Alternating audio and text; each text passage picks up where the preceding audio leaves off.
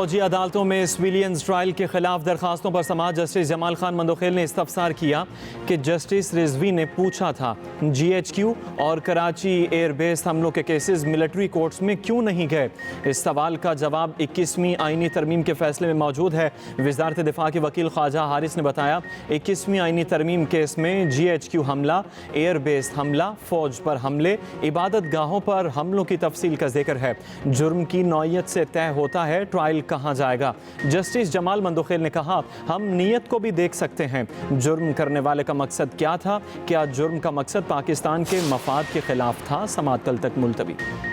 वज़ीर आज़म शहबाज शरीफ का आलमी बैंक की जानिब से 20 अरब डॉलर के वादे का खैर मकदम। CPF पाकिस्तान की इक्तसादी लचक और सलाहियत पर आलमी बैंक के एतमाद की अक्कासी करता है। मैं जनरल आसिम मुनीर और अपने साथियों की काविशों को दिल की गहराइयों से सराहता हूँ, जिन्होंने पाकिस्तान की बुनियाद को मजबूत करने के लिए दिन रात काम किया है।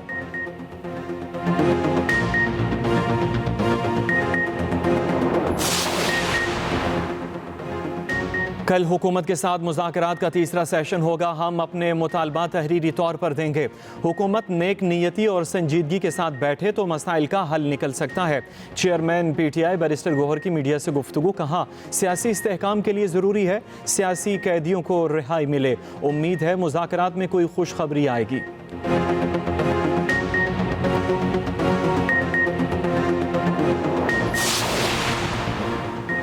PTI के तहरीरी मुतालबात पर इत्तेहादियों से बहस के बाद जवाब देंगे। PTI जुडिशल कमीशन चाहती है तो इसके TORs क्या होंगे? वज़ीर आज़म के मुशीर राना सनाउल्लाह कहते हैं जुडिशल कमीशन के इख्तियारात क्या होंगे? उम्मीद है कल PTI जुडिशल कमीशन से मुतालिक अपनी शराइत बताएगी।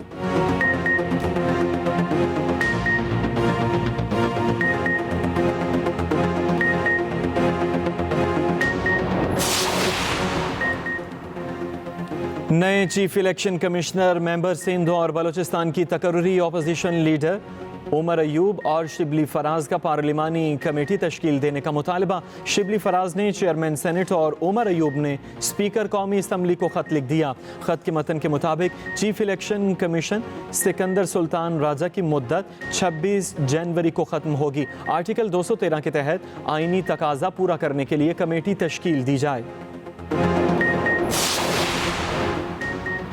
बेनज़ीर इनकम सपोर्ट प्रोग्राम में माली गबन पर एक्शन लिया गया। पिछले 5 साल में 14 करोड़ से ज़ायद का गबन हुआ।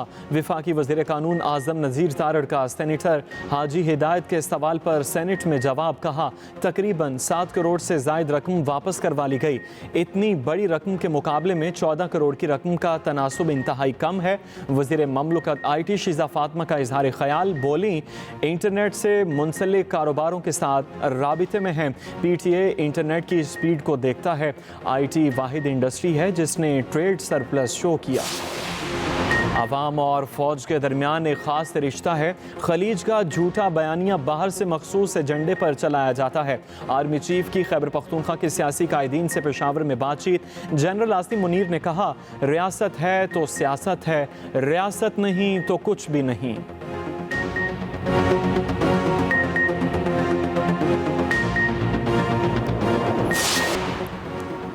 अमरीकी नेशनल सिक्योरिटी के तर्जुमान जॉन किर्बी का कहना है पाकिस्तान कभी अमेरिका का इत्तेहादी नहीं रहा और ना ही ऐसा कोई मुआहिदा हुआ।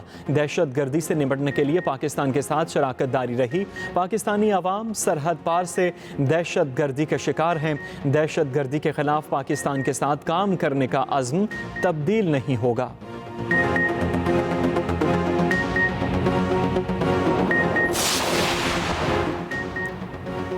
पानी की तकसीम एक तयशुदा फार्मूले पर हुई है। आज आपका दिल करता है तो नहर निकाल देते हैं।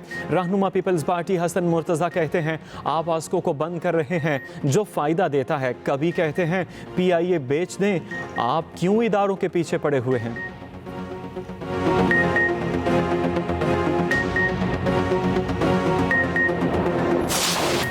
पाक बहरिया के जहाज़ PNS यमामा का तुर्किया की बंदरगाहों का दौरा। पाकिस्तानी सफारत खाने और तुर्क बहरिया के हुकाम ने इस्तकबाल किया। ISPR के मुताबिक टर्किश नेवी फ्लीट के डेप्टी कमांडर ने PNS यमामा का दौरा किया। जहाज़ की सलाहियतों के बारे में तफसीली ब्रीफिंग।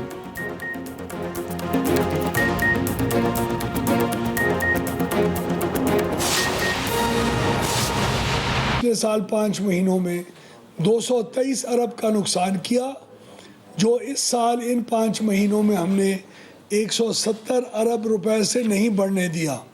और ये 140 अरब होता नुकसान अगर हम सखर और हैदराबाद की डिस्ट्रीब्यूशन कंपनीज के बोर्ड भी तब्दील कर लेते, जो कि बदकिस्मती से हमने नहीं किए।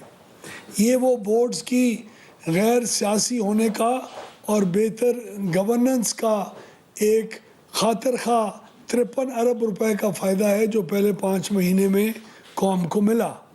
तीसरी, हमने कल एक बहुत बड़ा स्टेप उठाया। इंडस्ट्रियलिस्ट चीखे मारता है कि आपका कभी एक्सीएन, कभी चीफ इंजीनियर, कभी सुपरिटेंडेंट इंजीनियर हमारे लोड बढ़ाने के लिए, नए कनेक्शन देने के लिए, बिलिंग के मामलात में हमें तंग करते हैं और हमें वन विंडो ऑपरेशन चाहिए इन चीज़ों को हल करने के लिए। तो कल वज़ीर आज़म साहब ने काबीना कमेटी ऑन एनर्जी के अंदर उन्होंने एक फ़ैसला किया जिसके तहत अब तमाम इंडस्ट्रियल एस्टेट्स बशमूल स्पेशल इकोनॉमिक जोन्स के तमाम लोगों को, उन इंडस्ट्रियल एस्टेट्स को एक ही जगह पे उनकी गेट के ऊपर बिजली मिलेगी और बिजली के अंदर जितनी भी बिलिंग है, नए कनेक्शंस देना है, वो उन इंडस्ट्रियल एस्टेट्स की अपनी कंट्रोल शुदा एक एनवायरनमेंट में होगा। तो ये भी एक इनकलाबी कदम है जिसके ज़रिए हमने अपने आप को इख्तियार से दूर किया और इख्तियार इंडस्ट्रियलिस्ट के और इंडस्ट्रियल एस्टेट्स के अंदर जाके रख दिया ताकि वो इसको इस्तेमाल करके अपनी ज़िंदगियों को और कारोबार को बेहतर करें। आज का फ़ैसला, आज से अभी से कोई आधा घंटा पहले वज़ीर आज़म साहब ने एक मीटिंग होल्ड की।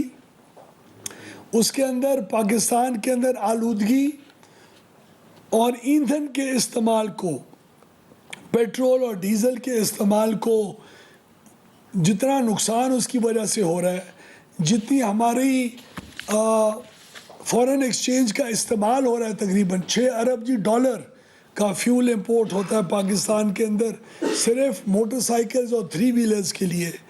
उन तमाम चीज़ों का जायज़ा लिया गया और हम जो इलेक्ट्रिक व्हीकल्स को लोगों के लिए उनकी पहुंच में लेके आने की कोशिश कर रहे हैं, उसकी तरफ एक पावर डिवीज़न का बहुत बड़ा कदम का फ़ैसला हुआ।